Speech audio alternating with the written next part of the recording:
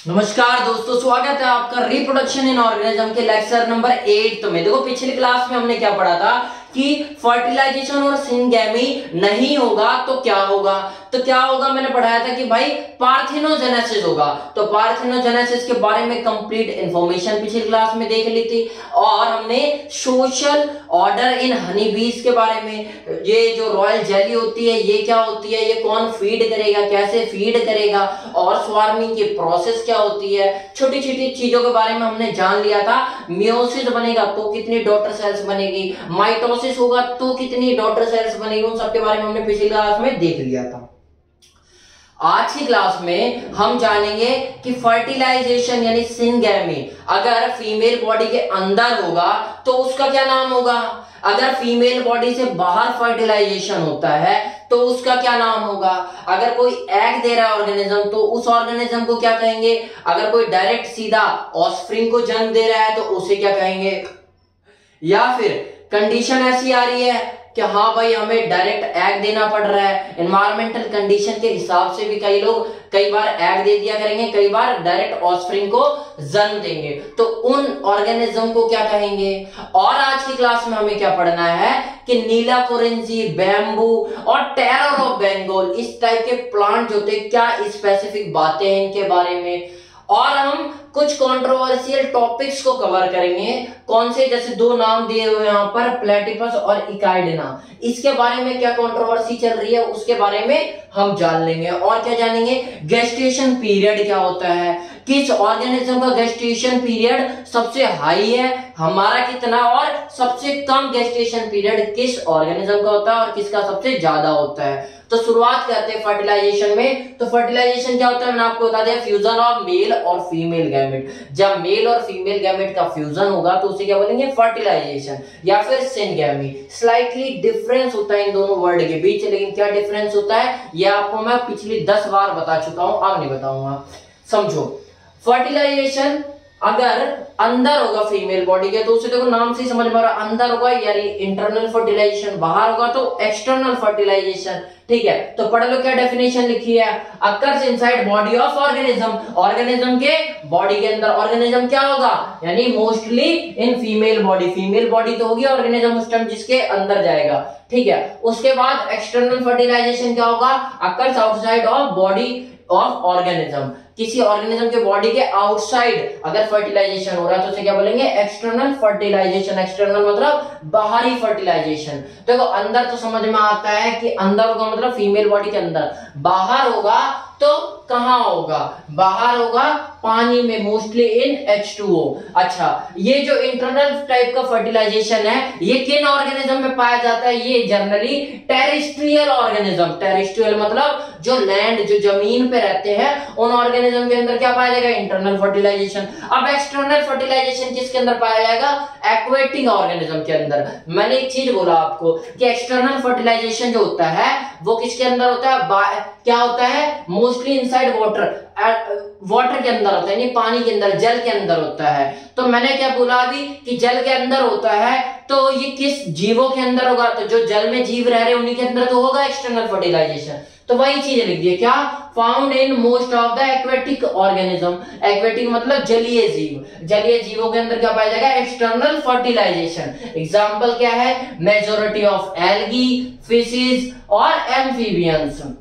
इनके बीच देखो जब भी फर्टिलाइजेशन मतलब क्या था, मेल और फीमेल गैमेट का फ्यूजन, यानी मेल गैमेट भी रिलीज हो और फीमेल गैमेट भी रिलीज हो तब फ्यूजन होगा तो उसे फर्टिलाइजेशन बोलते हैं। तो यहाँ एक्सटर्नल फर्टिलाइजेशन में जब मेल गैमेट रिलीज होगा और फीमेल गैमेट रिलीज होगा तो ये देखा जाता है कि भाई मेल गैमेट और फीमेल गैमेट जो है ना, इनकी सिंक्रोनिसिटी बहुत ग्रेट लेवल पे है। मतलब जब मेल गैमेट रिलीज कर रहा है तभी फीमेल भी गैमेट रिलीज करेगी, ऐसा जनरली देखा जाता है। अगर ये तो अच्छी बात है, कुदरत ने ऐसा बनाया। अगर मान लो ऐसा होता कि मेल ने रिलीज कर दिया, फीमेल ने रिलीज नहीं किया, फीमेल 10 दिन बाद कर रही है, जब तक मेल गैमेट क्या है, वाटर करंट के द्वारा पता नहीं कहां तक चले जाएंगे, तो क्या फर्टिलाइजेशन की पॉसिबिलिटी है, नहीं है। इसलिए ताकि फर्टिलाइजेशन के चांस को इनहांस करा जा सके, बढ़ाया जा सके, नेचर ने ऐसी डेवलप करिए मैकेनिज्म किस चीज की, found great synchronicity between different sexes. मतलब जो डिफरेंट सेक्स मेल और फीमेल गैमेट है वो जब रिलीज होंगे तो उनकी भी सिंक्रोनिसिटी होगी, जब मेल गैमेट रिलीज करेगा तभी फीमेल भी कर देगी, ऐसा हमें पाया जाता है। और यहाँ क्या बताया था, इंटरनल फर्टिलाइजेशन टेरेस्ट्रियल ऑर्गेनिज्म में होगा। टेरेस्ट्रियल ऑर्गेनिज्म कौन से होते हैं, हायर एनिमल्स। हायर एनिमल्स में हम भी आते हैं, हमारे अंदर भी क्या होता है, इंटरनल फर्टिलाइजेशन होता है। बोलते सर आपको पता है, सबको पता है ये बात, लेकिन फिर भी इसलिए बता देता हूं, कईयों को नहीं पता रहती तो आप पता चल जाएगा। हायर ऑर्गेनिज्म में कौन से, रेप्टाइल्स, बर्ड्स, मैमल्स। मैमल्स मतलब हम भी आते हैं क्योंकि हमारे पास क्या होती है, मेमरी ग्लैंड। वो बात अलग है कि मेल्स में इनएक्टिव होती है और फीमेल्स में एक्टिव होती है। और मेजॉरिटी ऑफ प्लांट्स में ब्रायोफाइटा, टेरिडोफाइटा, जिम्नोस्पर्म और एंजियोस्पर्म। आगे देखते हैं। अच्छा एक बात बताओ, देखो यहाँ एक्सटर्नल फर्टिलाइजेशन और इंटरनल फर्टिलाइजेशन में यहां तो वाटर करंट ले जाएगा, लेकिन इंटरनल फर्टिलाइजेशन में जाना पड़ता है तो फीमेल, वो जो मेल गैमेट है वो कैसे होगा, मोटाइल होगा।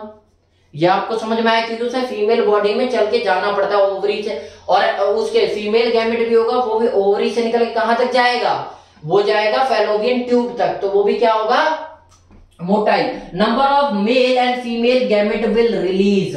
क्या बोला मैंने, मोर नंबर ऑफ मेल और फीमेल गैमेट रिलीज। देखो सिंपल सी बात है, इंटरनल फर्टिलाइजेशन होगा तो ज्यादा निकलेंगे या कम निकलेंगे। अब देखो यहाँ पे मोल इन वेरी, देखो उल्टा लिख दिया मैंने, क्या लिखा, ये तो सही लिखा है मैंने, यहां गलत लिख दिया, मोर नहीं, लेस नंबर ऑफ, क्या बोला, लेस, कम नंबर में मेल और फीमेल गैमेट रिलीज होंगे। एक बात बताओ कि जब इंटरनल फर्टिलाइजेशन होगा तो पॉसिबिलिटी क्या है भाई, मेल गैमेट हमेशा फीमेल गैमेट के अंदर जाएगा, तो फीमेल बॉडी के अंदर जाएगा, तो फीमेल बॉडी को कोई खतरा है कि बाहर से कोई प्रेडेटर आके उसके अटैक कर देगा और गैमेट को खा जाएगा, नहीं।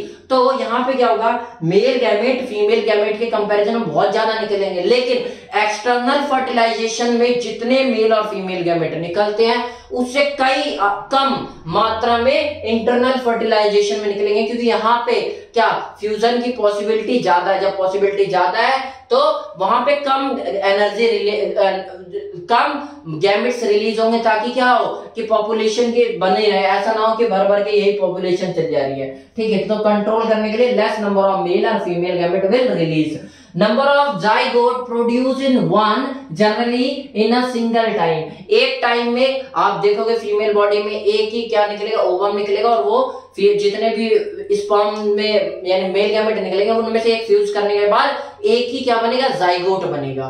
तो इसके अंदर तो एक ही जाइगोट, लेकिन इसके अंदर क्या होगा, large amount of gamete will release, और मेल और फीमेल के जो गैमेट रिलीज होंगे वो बहुत ज्यादा अमाउंट में रिलीज होंगे। जब बहुत ज्यादा अमाउंट में होंगे तो एक बात बताओ, मेल और फीमेल गैमेट ये यहाँ भी फ्यूजन हो गया, यहाँ भी फ्यूजन हो गया, तो यहाँ पे जनरली क्या होगा कि ज्यादा अमाउंट में एक से ज्यादा जाइगोट बनेंगे। क्या, so zygote are many formed in single time. यहाँ सिंगल टाइम में सिर्फ एक जाइगोट बन रहा है, जाइगोट से बेबी एम्ब्रियो बनेगा, एम्ब्रियो से धीरे धीरे कंप्लीट ऑफस्प्रिंग बनके तैयार हो जाएगा, मतलब बेबी। जब हम जनरली आप देखते हो बेबी बनता है तो हमारा एक बनता है, वहीं पे यहाँ कितने होंगे, बहुत सारे बेबीज बन जाएंगे। क्यों, ताकि जाइगोट बहुत सारे बन जाएंगे और अपने अडल्टहुड तक, जवानी तक आते आते क्या होगा, कोई प्रेडेटर यानी कोई जो खाने वाला है उसे उसके हत्थे चढ़ जाएगा, कोई वाटर करंट में बह के मर जाएगा, किसी को कुछ हो जाएगा। तो सर्वाइवल के चांस को इनहांस करने के लिए, ताकि सर्वाइव कर पाए वो लोग, इसलिए नंबर ऑफ मेल और फीमेल गैमेट ज्यादा रिलीज होते हैं, ज्यादा जाइगोट बनते। तो वही चीजें लिखा है, क्या लिखा है, सो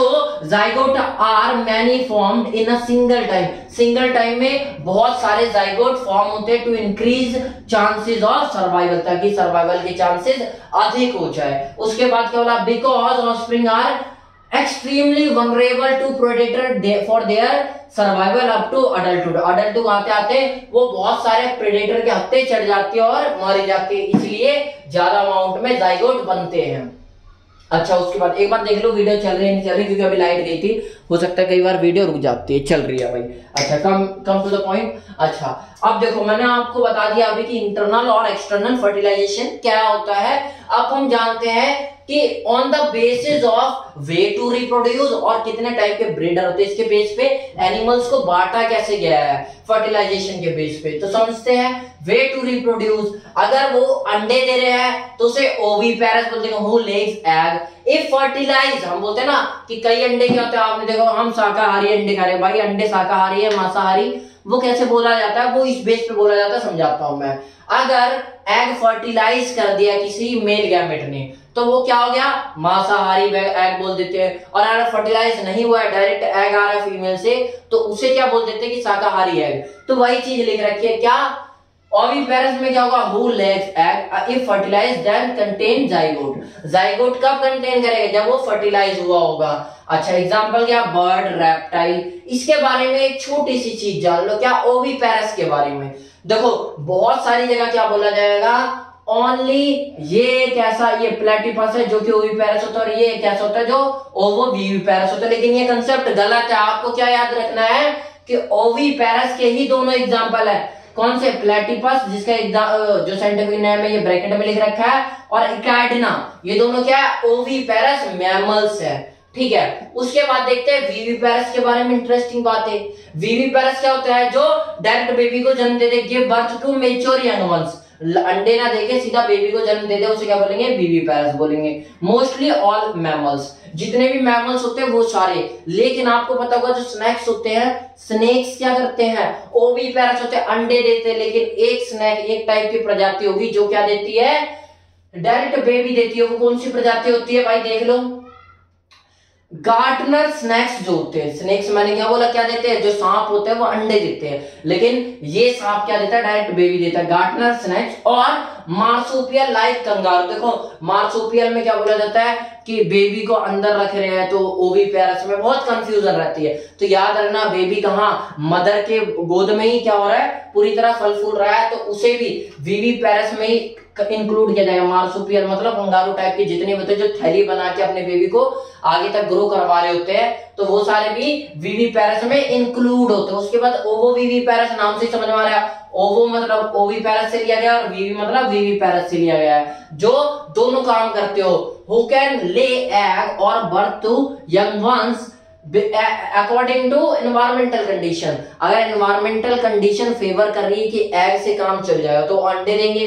अगर एनवायरमेंटल कंडीशन इस टाइप की कि भाई उसे बेबी देना पड़े तो बेबी से काम चलेगा। एग्जांपल क्या है, शार्क, फिशेस, इंसेक्ट, ये सारे ऐसे टाइप के ओवोविविपेरस टाइप की क्या रिप्रोडक्शन शो करते हैं। उसके बाद अच्छा मैंने ये तो सिखा दिया आपको। अब गेस्टेशन पीरियड जानो। गेस्टेशन पीरियड मतलब कि किसी ने कंसीव कर लिया, यानी बेबी को जैसी धारण कर लिया, यानी बेबी पेट में जैसे ठहरा, गर्भ ठहरा, वहां से लेके बेबी जब डिटैच होगा, जब बेबी का बर्थ हो जाएगा, वो जो पीरियड होता है उसे गेस्टेशन पीरियड बोलेंगे। मैंने क्या बोला, कंसीव। कंसीव मतलब जब एम्ब्रियो आके एंडोमेट्रियल वॉल पे इम्प्लांट हो जाए, implantation of embryo on endometrial walls, तो उसे क्या बोलेंगे, कंसीव हो गया बेबी। और जब बेबी रिलीज होगा उस बीच जितना पीरियड टाइम है उसी को क्या बोलेंगे हम, गेस्टेशन पीरियड। तो गेस्टेशन पीरियड क्या होता है,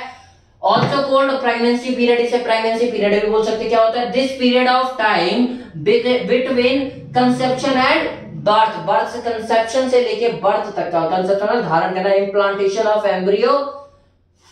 अच्छा, एम्ब्रियो का इम्प्लांटेशन क्या बोलते हैं, इसी को क्या बोलते हैं, कंसेप्शन। कहां पे एम्ब्रियो का इम्प्लांटेशन होता है, एंडोमेट्रियल वॉल के पास। आगे मैं आपको डिस्कस ज्यादा पढ़ाऊंगा, अभी इतना समझ लो कि गेस्टेशन पीरियड या प्रेगनेंसी पीरियड वो पीरियड होता है जब कंसेप्शन से बर्थ तक का, जब बेबी का ठहराव हुआ वहां से बर्थ तक का जो पीरियड होता है उसे क्या बोलते हैं, प्रेगनेंसी पीरियड या गेस्टेशन पीरियड। उसके अलावा गेस्टेशन का एक लैटिन वर्ड से आया गेस्टेशन, इसका मीनिंग होता है टू कैरी, कैरी करके रखना। वही तो हो रहा है, जब कंसीव किया वहां से बर्थ तक कैरी तो करके रख रहे, इसीलिए इसका नाम क्या रख दिया, गेस्टेशन पीरियड। अच्छा, उसके बाद ह्यूमन में कितना होता है, 9 महीने का होता है, या फिर महीने नहीं, अगर आप बोलो दिनों में बोला जाए तो 280 दिनों का लगभग, किसी का आगे पीछे हो सकता है, या फिर अगर हफ्तों में बोला जाए तो 40 वीक्स का होता है ह्यूमन के अंदर। इसके अलावा मिनिमम जिसमें होता है माइस में, जो चूहिया होती है उसके अंदर क्या होता है, मिनिमम कम से कम गेस्टेशन पीरियड होता है 17 दिन का। 17 दिन में बेबी को बर्थ कर देती है, जन्म दे देती है। मैक्सिमम जिसमें होता है एलिफेंट में होता है कितना, 18 महीनों का होता है। आई होप आपको ये चीजें समझ में आई हो, गेस्टेशन पीरियड क्या है। उसके बाद देखते हैं कि ब्रीडिंग किस बेस पे होती है। ब्रीडिंग के बेस पे एनिमल कितने टाइप के होते हैं, दो टाइप के होते हैं, एक तो कंटिन्यूअस ब्रीडर और एक होते हैं सीजनल ब्रीडर। देखो कंटिन्यूअस का मतलब जो किसी भी टाइम किसी भी सीजन में जन्म दे पाएंगे, लेकिन सीजनल ब्रीडर मतलब जो किसी स्पेसिफिक या पर्टिकुलर सीजन में ही बर्थ दे पाए उसे क्या बोलेंगे, सीजनल ब्रीडर। तो पढ़ते डेफिनेशन वही चीज लेकर रखी है, क्या है, कंटिन्यूअस ब्रीडर मतलब जो पूरे साल देते रहे, those animals who breed through out the year और इन एनी सीजन, किसी भी सीजन में दे सकते हैं, पूरे साल देंगे, या फिर हम बोल सकते हैं देयर रिप्रोडक्टिव फेज, जब तक उनके पास एबिलिटी है कि रिप्रोडक्शन कर सकते हैं, जब तक वो बेबी को दे सकते हैं, किसी भी सीजन पे डिपेंड नहीं करता।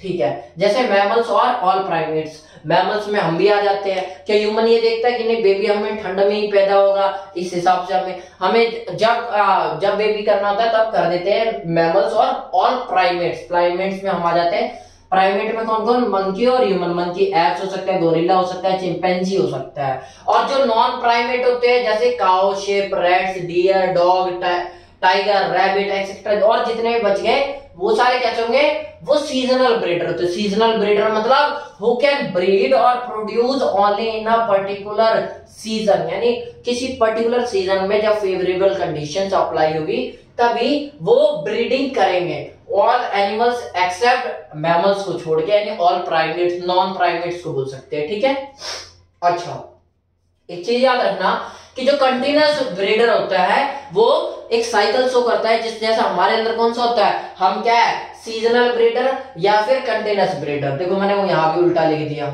यहां पे क्या कर दिया, ये कर देता हूं, ये उल्टा हो गया यहां पर। ठीक है भाई, हमारे अंदर क्या होता है, हम लोग क्या शो करते हैं, मेंस्ट्रुअल साइकिल, और जो सीजनल ब्रीडर शो होते हैं वो ऑस्ट्रस साइकिल कंटिन्यू करते हैं। उल्टा आप कर देना, यहाँ पे मेंस्ट्रुअल साइकिल, यहाँ पे ऑस्ट्रस साइकिल।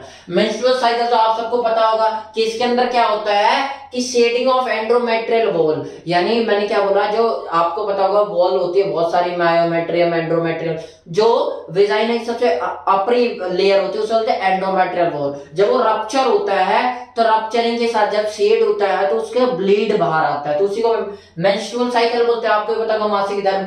और सीजनल ब्रीडर में क्या होता है, ऑस्ट्रस साइकिल में यहां भी क्या हो गई, एंडोमेट्रियल वॉल की शेडिंग होगी, लेकिन यहां पे ब्लीडिंग नहीं होगी। ठीक है, विद ब्लीडिंग, जब मेंस्ट्रुअल साइकिल होगा तो ब्लीडिंग होगी, और ऑस्ट्रस साइकिल में ब्लीडिंग नहीं होगी। इसको इधर उठाई कर देना, इन पॉइंट को इधर उठाई कर देना, कुछ नहीं है आगे। स्ट्रॉन्ग इररेजिस्टिबल सेक्सुअल अर्ज फाउंड, यहां नहीं पाया जाता, यानी जब इनका सीजन चल रहा हो सीजनल ब्रीडर का, वहां पे इररेजिस्टिबल, बिना थकावट वाला सेक्सुअल अर्ज पैदा होता है, लेकिन यहाँ पे ऐसा सेक्सुअल, ये जो मेंस्ट्रुअल साइकिल इसके अंदर नहीं देखा जाता। ठीक है, आई होप आपको मेंस्ट्रुअल साइकिल और ऑस्ट्रस साइकिल क्या होता है इसके अंदर डिफरेंस समझ में आ गया होगा। अब बढ़ते हैं थोड़ी से इंपॉर्टेंट चीजों के आगे।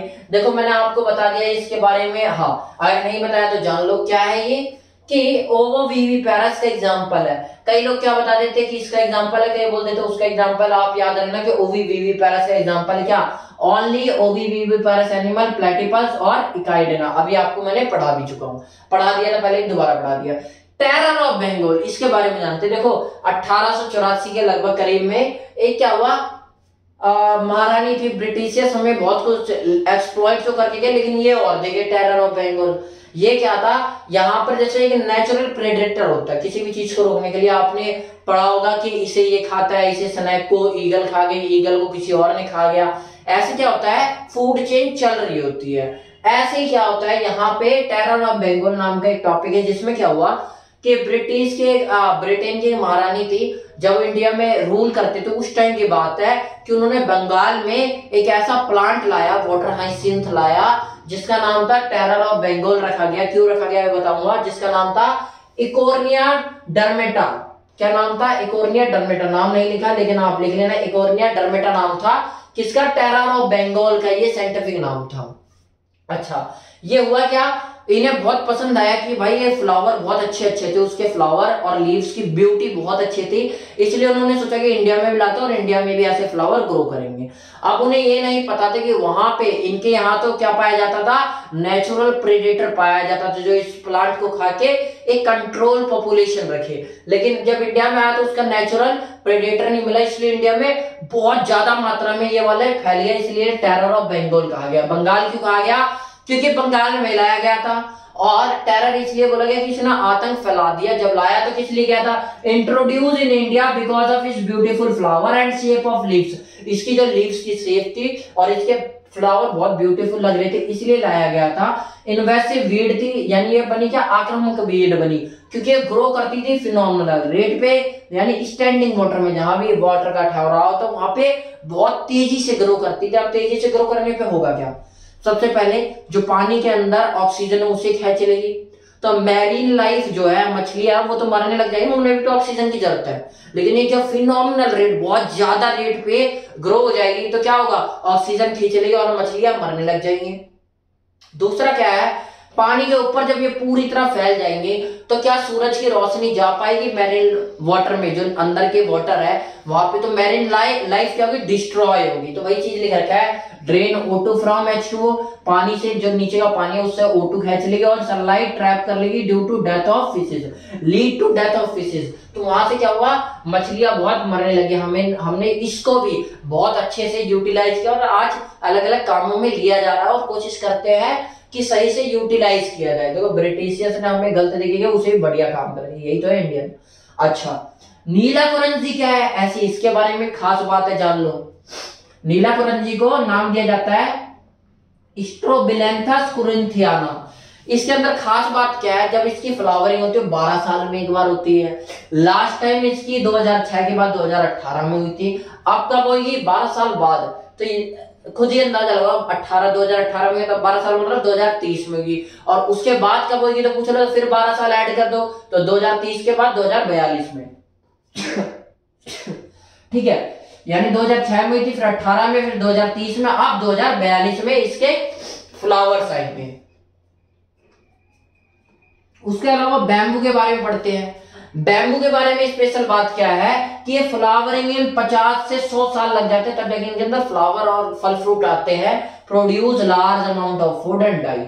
अब बैम्बू में क्या होता है कि बहुत ज्यादा अमाउंट में मास फ्लावरिंग हो गई, मास फूड का प्रोडक्शन हो गया, तो वहां पे रोडेंट को अट्रैक्ट कर देते, प्रेडेटर आते हैं उन्हें खाने के लिए, जिन्हें हम जनरली रोडेंट मतलब चूहे आ जाते हैं, उन्हें खाते हैं। और जो बहुत सारे चूहे हो गए और उसके बाद क्या होता है, वो एकदम से डाई, फ्रूट करने के बाद तुरंत ये सारे पेड़ पौधे मरने लग जाते हैं। और जैसे ही मरेंगे, अब क्या हुआ, अलार्मिंग रेट पे, बहुत सारे फिनोमिनल रेट पे क्या हुआ, रोडेंट पैदा हो गए। तो अब ये क्या करेंगे, इन्हें खाने के लिए तो चाहिए, तो ये क्या कर देंगे, जितनी भी वहां की फसल होगी उन सबको नष्ट कर देंगे, उन्हें खा बैठेंगे। इसीलिए वहां क्या पड़ जाता है, अकाल सूखा पड़ जाता है। तो इसीलिए बोलते हैं कि बैम्बू की खेती के बाद क्या होता है, सूखा पड़ जाता है, फॉलोड बाय फेमाइन। ठीक है, इसीलिए इस प्रोसेस में क्या होता है, एक मॉटम नाम दिया जाता है, जैसे हम मातम कह देते हैं। ठीक है, बैम्बू की खेती के बाद फॉलोड बाय फेमाइन पड़ती, इसलिए इसे मातम का नाम दे दिया जाता है। उसके अलावा याद रखना, जो नीला कुरंजी और अगेव ओका हुई है, ये दोनों जो प्लांट होते हैं ये कैसे होते हैं, सेंचुरी प्लांट। ओका हुई क्या है, सेंचुरी प्लांट, 100 सालों में एक बार आएगा। लेकिन इंपॉर्टेंट बात क्या है कि जो बैम्बू जो 50 से 100 सालों में आ रहा था ये, और अगेव ओकाकुई, ये दोनों क्या है, मोनोकार्पिक है, यानी लाइफ में एक टाइम ही मास फ्लावरिंग करेंगे, उसके बाद डाई हो जाएंगे। ठीक है, मोनोकार्पिक क्या था, once in a whole lifetime, एक ही बार आते हैं पूरे लाइफ टाइम में। एनुअल क्या होता है, जब पूरे एक साल में एक बार आ जाए एनुअल, जैसे मैंगो का। और वहीं से रिलेटेड एक बाइलिनियल प्लांट क्या होते हैं, जो साल में बाई मतलब 2 बार आ जाए, जैसे वीट। उसके अलावा पेरिनियल प्लांट क्या होते हैं, वो प्लांट जो साल में कई बार ग्रो कर जाए, जैसे many times in a year, जैसे चिली मतलब वही अपनी जो मिर्ची वाली चिली होती है। उसके अलावा एक और इंपॉर्टेंट चीज जान लो, स्पोरोकार्पस क्या होता है, फर्स्ट प्लांट ऐसा प्लांट है जिसके अंदर सेक्स क्रोमोसोम को डिस्कवर किया गया था। किसके अंदर? इसके अंदर। ये क्या है? एक लिवरवर्ट है जो कि एक ब्रायोफाइटा होता है। इसके अंदर सेक्स क्रोमोसोम को पहली बार डिस्कवर किया गया था। नाम क्या है? स्फोरोकार्पस। तो आज क्लास आपको समझ में आई होगी। क्या है? आज डेटाबेस है। डाटा के साथ कुछ कंफ्यूजन रही होगी तो उन्हें दूर हुआ होगा। तो नमस्कार।